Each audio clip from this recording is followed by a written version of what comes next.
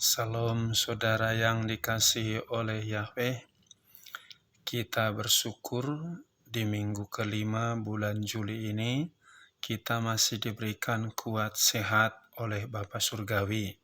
Dan sebentar kita mau dengarkan firman Yahweh, namun sebelumnya kita berdoa terlebih dahulu. Bapa dalam surga yang kami sembah dalam nama Yeshua HaMashiach, kami bersyukur atas pertolongan-Mu, kemurahan-Mu, kebajikan-Mu. Kami ada sampai hari ini karena kemurahan-Mu. Sebentar kami mau dengarkan firman-Mu, Roh Kudus surapi kami, agar kami dikuatkan, diteguhkan lewat firman-Mu. Kami sambut firman-Mu dalam nama Tuhan Yesus kami berdoa, haleluya, amin. Pada kesempatan ini, saya akan bawakan firman yang terambil dari Matius 24 ayat 9-14 yang berbunyi demikian. Kemudian mereka akan menyerahkan kamu ke dalam kesukaran, dan mereka akan membunuh kamu, dan kamu akan dibenci oleh semua bangsa karena namaku. Dan pada waktu itu banyak orang akan tersandung, dan mereka akan mengkhianati seorang terhadap yang lain, dan akan membenci seorang terhadap yang lain. Dan banyak nabi palsu akan dimunculkan, dan mereka akan menyesatkan banyak orang. Dan karena kedurhakaan dilipat gandakan, maka kasih kebanyakan orang akan menjadi dingin. Dan siapa yang bertahan sampai kesudahannya, dia akan diselamatkan. Dan Injil Kerajaan ini akan diberitakan ke seluruh dunia sebagai kesaksian bagi semua bangsa, dan kemudian akan datang kesudahannya. Saudara yang dikasihi oleh Yahweh, di saat sekarang ini ada banyak kejadian-kejadian yang kita tidak duga-duga, bencana, penyakit, berbagai macam yang baru penyakit muncul, dan juga kejahatan semakin hari yang aneh-aneh muncul terjadi. Dan itu semua sudah merupakan bagian penggenapan yang apa yang dinubuatkan oleh Tuhan Yesus dalam Matius pasal 24 ini, akan ada masa-masa yang sukar. Hari ini saya berikan temanya adalah setia pada Yesua pasti diselamatkan.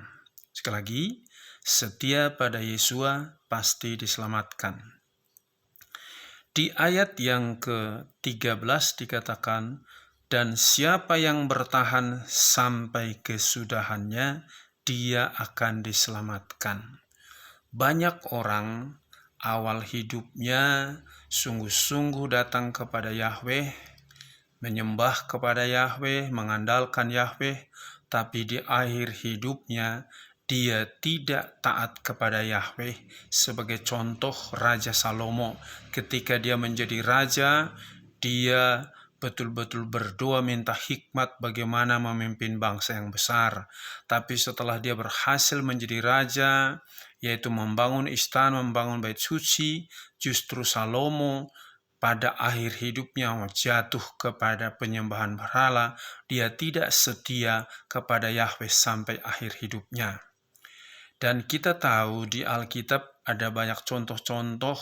Sebagai salah satu contoh, Tuhan Yesus sendiri sudah memberikan contoh yang setia kepada kita sampai kepada kematian di atas kayu salib. Yang pengikut dia adalah Stefanus. Karena memberitakan Injil, dia ditangkap, dibawa yaitu ke salah satu tempat. Mereka merajam Stefanus di sana, dan saat Stefanus dirajam, dia tidak pernah menyangkal Tuhan Yesus, tapi dia tetap berpegang teguh, bahkan memohon kepada Bapa di surga untuk pengampunan kepada mereka. Di dalam situasi zaman sekarang ini, ada banyak orang awal-awal cinta pertama kepada Tuhan Yesus, sungguh-sungguh dia bersekutu dengan Yahweh itu. Tetapi makin hari makin banyak tantangan rintangan, justru dia sudah mulai berkurang. Dia tidak setia lagi beribadah, dia tidak setia lagi berdoa, tidak setia lagi baca firman. Jadi kita harus belajar setia. Kata setia di dalam bahasa Yunani disebut pistis, artinya percaya sepenuhnya, artinya yakin sepenuhnya. Yakin sepenuhnya kepada siapa? Kepada Yahweh Elohim, Yeshua HaMashiach, yang sudah menebus dosa kita, yang sudah menjamin keselamatan kita. Apapun terjadi, tetap setia kepada Dia. Bukan masalah penyakit, keuangan, kejahatan, itu tidak menghalangi kesetiaan kita kepada Dia. Dan bagaimana caranya supaya kita dapat setia? Pertama-tama, kita harus membuka hati buat Tuhan Yesus, mengundang Tuhan Yesus dalam hati kita. Dalam Wahyu pasal 3, 20-21 dikatakan, siapa ya lihat aku berdiri muka pintu, siapa yang membuka pintu, aku akan masuk ke dalamnya dan aku akan bersama-sama dengan dia dan dia bersama dengan aku. Jadi supaya kita bisa kuat menghadapi situasi yang dikatakan tadi akan ada nabi palsu, masa-masa yang sukar. Kalau Tuhan Yesus ada di hati kita dan kita ada di dalam Tuhan Yesus, kita pasti kuat dan setia menghadapi keadaan apapun sampai Tuhan Yesus datang menjemput kita. Yang kedua, kita harus tetap tinggal dalam Tuhan Yesus. Dalam Yohanes 15 ayat 5, ya, akulah pokok anggur dan kamu adalah ranting-rantingnya. Ya, jikalau kamu tinggal di dalam aku, kamu akan berbuah. Jadi kalau kita tinggal di dalam Yesus, kita dibungkus oleh Tuhan Yesus, kita pasti bisa kuat dan setia menghadapi tantangan, rintangan, penderitaan apapun karena mengikut Tuhan Yesus. Apa yang sedang terjadi sekarang ini belum apa-apa. Ke depan akan ada masa-masa yang lebih sukar lagi. Tapi kalau kita tinggal dalam Tuhan Yesus, pasti kita tetap setia kepada Dia. Yang ketiga, apa yang membuat kita supaya bisa setia, yaitu mengasihi Yahweh dengan segenap hati, jiwa, akal, budi, dan kekuatan kita. Dalam Matius pasal 22 ayat 37. Kalau kita mengasihi Yahweh itu, kita tidak lagi hitung-hitungan, aduh gimana ya, aku ikut Tuhan Yesus sekarang makin banyak penderitaanku, gimana ya. Justru kalau kita mengasihi Dia lebih daripada segalanya, kita siap mengorbankan segalanya demi Dia. Sekarang ini banyak orang tidak setia lagi berdoa, tidak setia lagi baca firman, tidak setia beribadah. Dikatakan dalam Matius 22 ayat 37 tadi, kasihilah Yahweh Elohimmu dengan segenap hatimu, segenap jiwamu, dan akal budimu. Kalau engkau mengasihi Yahweh dengan segenap hati, pasti engkau siap menghadapi segala keadaan apapun. Tekun berdoa. Jangan kalau punya kebutuhan yang mendesak, baru serius berdoa. Datang baca firman, datang beribadah, begitu selesai masalahmu, engkau tidak mau berdoa lagi. Hanya sekedar berdoa, atau baca firman pun sekedar ibadah kalau ada waktu. Tapi begitu ada masalahmu, engkau begitu serius beribadah, serius doa, serius baca firman. Hal yang demikian bukan contoh orang setia. Ada tidak ada masalahmu, engkau tetap setia berdoa, engkau tetap setia baca firman, engkau tetap setia yaitu beribadah. Dan engkau yang melayani, engkau tetap setia apapun tantangan, rintangan. Seperti Stefanus tadi ketika dia memberitakan Injil, gara-gara memberitakan Injil dia ditangkap, dirajam pakai batu. Dia tetap setia sampai akhir hidupnya. Karena apa? Dia mengasihi Yahweh dengan segenap hati, jiwa, dan akal budinya. Jadi jangan bilang saya mengasihi Yahweh, tapi engkau kalau waktu-waktu tertentu kau tidak baca firman, tidak berdoa, tidak beribadah, itu keliru. Dan yang berikutnya, bagaimana caranya supaya engkau bisa tetap setia, yaitu tetap dalam pengurapan Roh Kudus. Ya, di mana dalam buah Roh Kudus yang ke-6 ini adalah Galatia pasal 5 ayat yang ke-22 adalah iman yang teguh. Iman yang teguh itu sama dengan kesetiaan. Jadi orang yang teguh imannya kepada Tuhan Yesus, apapun tantangan rintangan itu tidak menghalangi dia tetap mengikut Tuhan Yesus. Di zaman sekarang banyak orang gara-gara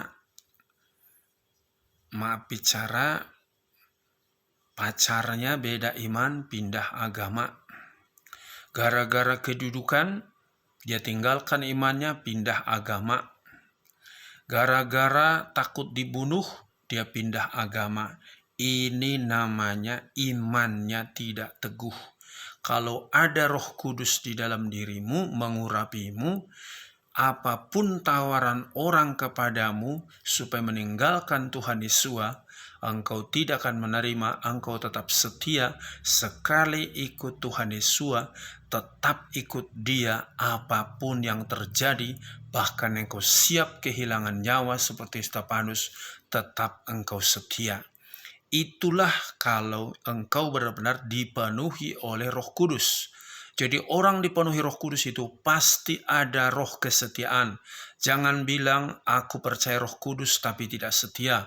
Atau aku dipenuhi Roh Kudus tapi engkau tidak setia berdoa, tidak setia baca firman Tuhan, tidak setia yaitu beribadah, tidak setia melayani. Itu sama dengan bohong. Yang berikutnya, bagaimana supaya kita tetap setia, yaitu lebih mengasihi Yahweh itu daripada nyawa kita. Sekali lagi, lebih mengasihi Yahweh itu daripada nyawa kita sendiri.